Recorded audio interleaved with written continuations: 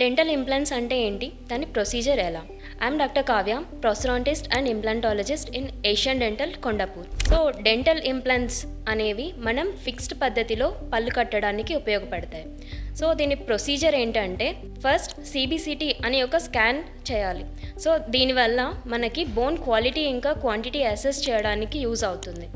దీని తర్వాత implant placement, ఇది లోకల్ అనెస్థీషియాలో చేస్తాము. ఇది ఒక painless procedure. So implant place చేసిన తర్వాత హీలింగ్ పీరియడ్ అనేది వీక్స్ నుంచి మంత్స్ వరకు వేరీ అవుతుంది. హీలింగ్ పీరియడ్లో మనకి ఇంప్లాంట్ అనేది మీ న్యాచురల్ ఎముకతో కలుస్తుంది. ఈ ప్రాసెస్ని మనం ఆసియో ఇంటెగ్రేషన్ అంటాము.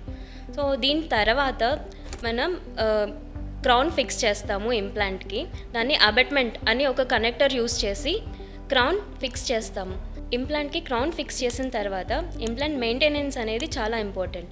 So regular brushing, water flossing అనేది చాలా important implant long term benefits కోసం. సో దీని గురించి ఇంకా మీకు ఇన్ఫర్మేషన్ కావాలంటే you can come and meet us at Asian dental.